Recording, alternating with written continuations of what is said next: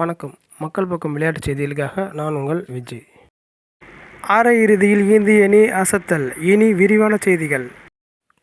T20 உலகக்கோப்பையில் இரண்டாவது அரையிறுதியில் India, England அணிகள் நேற்று விளையாடின. டாஸ் வென்ற இங்கிலாந்து அணி பந்துவீச்சை தேர்வு செய்தது. அதன்படி இந்திய அணி முதலில் பேட்டிங் செய்தது. அணியின் தொடக்க ஆட்டக்காரர்களாக கேப்டன் ரோஹித் சர்மாவும் விராட் கோலியும் களமிறங்கினர். விராட் கோலி 9, ரிஷப் பண்ட் 4 என ஆட்டமிழந்தனர். ரோஹித்தும் சூரியகுமார் யாதவும் அதிரடியாக விளையாடி அணியின் ஸ்கோரை உயர்த்தினர். மழையால் ஆட்டம் 1 மணி நேரம் தாமதமானது. சிறப்பாக விளையாடிய ரோஹித் சர்மா அரை சதம் அடித்த நிலையில் 57 ரன்களுக்கு ஆட்டமிழந்தார்.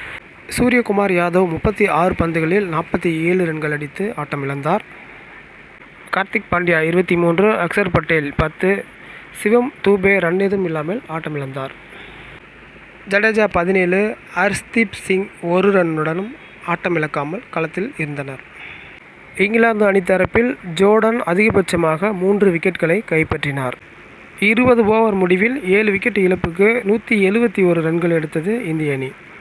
இதையடுத்து 172 ரன்கள் எடுத்தால் வெற்றி என்ற சவாலான இலக்குடன் இங்கிலாந்து அணி பேட்டிங் செய்தது. தொடக்கம் முதலே இந்திய அணியின் பந்துவீச்சை சமாளிக்க முடியாமல் இங்கிலாந்து வீரர்கள் அடுத்தடுத்து ஆட்டமிழந்தனர். 16.4 ஓவர்களில் 103 ரன்களுக்கு அனைத்து விக்கெட்டுகளையும் இழந்து ஆல் அவுட் ஆனது இங்கிலாந்து அணி.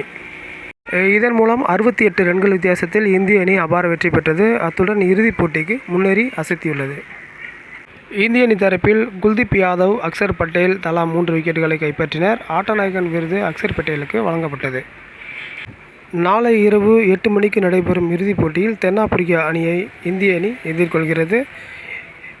இப்போட்டி மிகவும் விறுவிறுப்பாக இருக்கும் என ரசிகர்கள் ஆவலுடன் காத்திருக்கின்றனர்.